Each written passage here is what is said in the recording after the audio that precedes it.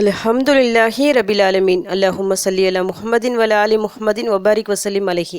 அஸ்ஸலாமு அலைக்கும் வரஹ்மத்துல்லாஹி வபரகாத்துஹு. வெல்கம் டு வாய்ஸ் ஆஃப் ஈமான். எல்லாரும் எப்படி இருக்கீங்க? நல்லா இருக்கீங்களா?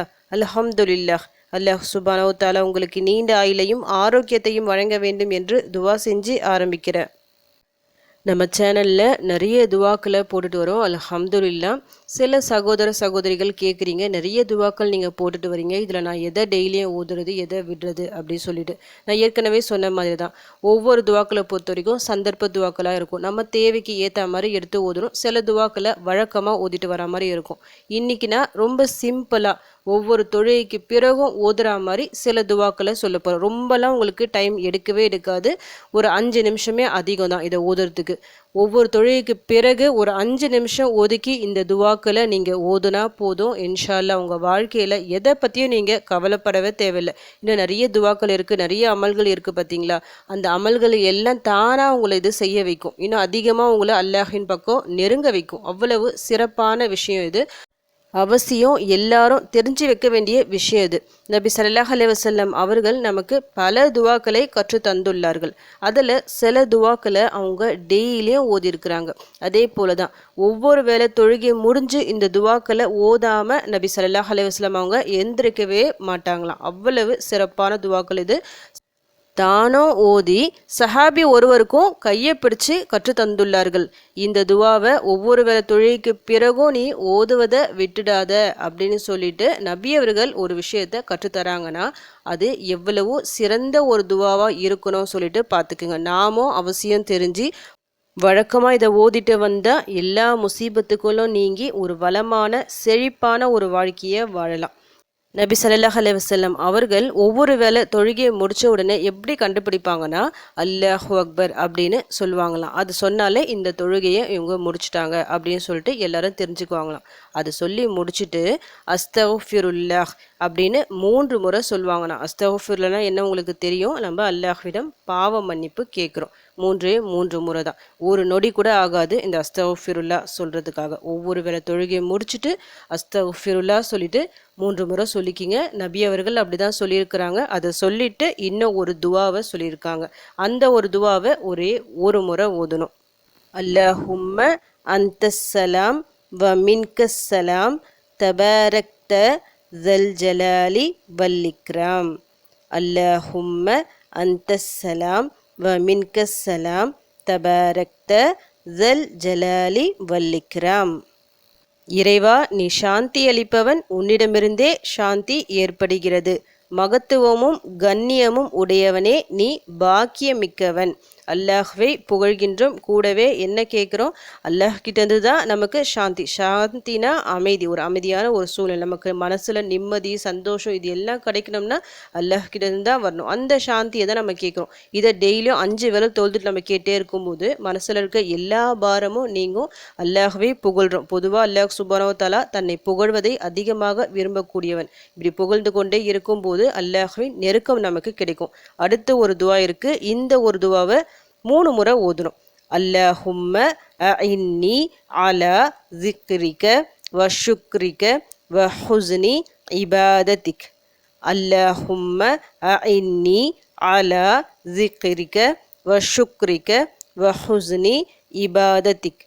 அல்லாஹும்ம அஇன்னி அலா ஸிக்ரிக வ ஷுக்ரிக வ ஹுஸ்னி இபாதத்திக். இறைவா, உன்னை நினைப்பதற்கும் உனக்கு நன்றி செலுத்துவதற்கும் உன்னை அழகான முறையில் வணங்குவதற்கும் எனக்கு உதவுவாயாக. அதாவது நாம் நினைப்போம் இந்த துவாக்கள் ஓதணும், இவ்வளவு திக்கர்கள் எடுக்கணும், குரான் ஓதணும், இன்னும் எக்ஸ்ட்ரா தொழுகைகள் தொழணும் சொல்லிட்டு எல்லாமே நம்ம நினைப்போம். ஒரு வேகமாக நம்ம செய்ய போவோம். ஆனால் எதுவுமே செய்ய முடியாமல் அப்படியே போயிடும். இதற்கு காரணம் ஒன்று சோம்பல், இன்னொன்று மறதி. இந்த ரெண்டுமே ஷைத்தான் கிட்டேருந்து வருது. அவ்வளவு சீக்கிரம் ஷைத்தான் நம்மை அமல்களை செய்ய விட மாட்டான், கண்டிப்பாக தடுப்பான். நம்ம என்னதான் நல்ல காரியம் செய்வதாக இருந்தாலும் அதற்கும் அல்லாஹ்வின் நாட்டம் தேவை. அவனின் நாட்டம் இல்லாமல் நம்மால ஒண்ணுமே செய்ய முடியாது. அல்லாஹ்வை நினைக்கணும், நம்ம நினைச்சா கூட அல்லாஹ்வின் நாட்டம் தேவை. அதை நினைவு கூறுகின்ற ஒரு துவா தான் இது. அல்லாஹ்விடம் உதவி கேட்கிறோம். உன்னை நினைப்பதற்கும் அழகான முறையில் உன்னை வணங்குவதற்கும் எனக்கு நீ உதவி செய்வாயாக. எவ்வளவு சிறப்பான வார்த்தைகள் பாருங்க இது. இந்த ஒரு துவாவை நீங்க தொடர்ச்சியா ஓதிக்கொண்டே இருக்கும்போது இன்னும் அதிகமான அமல்களை அல்லாஹ் உங்களை செய்ய வைப்பான். இன்னும் அதிகமாக அல்லாஹின் பக்கம் நெருங்குவோம். நாம் அல்லாஹின் பக்கம் நெருங்க நெருங்க என்ன நடக்கும்?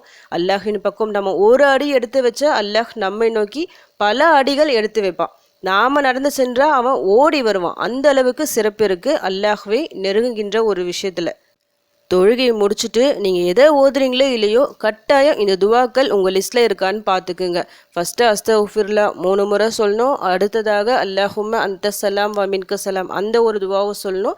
கடைசியாக நான் இப்போ சொல்லியிருக்கிற இந்த ஒரு துவாவை ஒரு 3 முறை சொல்லணும். அதற்கு பிறகு உங்களுக்கு பிடிச்ச துவாக்கள், உங்களுக்கு தெரிஞ்ச துவாக்கள், நீங்கள் என்ன வேணாலும் ஓதலாம், எவ்வளோ வேணாலும் துவா செய்யலாம். முதல்ல இந்த துவாக்கள் இருக்கிற மாதிரி பார்த்துக்குங்க.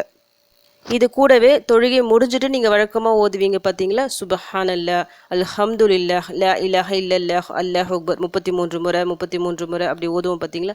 அதை அவசியம் ஓதிக்கிங்க. பொதுவாக இது எல்லாரும் ஓதக்கூடிய ஒரு திக்ரா தான் இருக்கும். இப்போ நான் சொல்லியிருக்கிற இந்த துவாக்களை அந்த அளவுக்கு ஓதி இருக்க மாட்டாங்க. இனி அந்த திக்ருகளை ஓதிட்டு, அதாவது அந்த அஸ்தக்ஃபிருல்லாஹ் சொல்ல பார்த்தீங்களா, இந்த ஆர்டர் படி நீங்கள் ஓதிட்டு பிறகு சுபஹானல்லா, அல்ஹம்துலில்லாஹ் அதையும் ஓதிக்கிங்க. இப்படி நீங்கள் செய்யும்போது அந்த தொழுகை முழுசாக உங்களுக்கு பூர்த்தி அடையும். ஏன்னா தொழுகையை முடிச்சுட்டு அப்படியே உக்காந்துட்டு இவ்வளோ நேரம் அல்லாஹ்வை நினைவு கூர்ந்து இந்த திக்ருகளை துவாக்களை சொல்கிறீங்க. ரொம்ப டைம் எடுக்காது. கம்மியான நேரமாக இருந்தாலும் நீங்கள் சொல்லக்கூடிய ஒவ்வொரு வார்த்தைகளும் மிக மிக சிறந்த வார்த்தைகள், அல்லாஹ் விரும்புகின்ற வார்த்தைகள். முக்கியமாக யார்கிட்டையும் பேசாமல் இந்த துவாக்களை ஓதுற மாதிரி பார்த்துக்குங்க.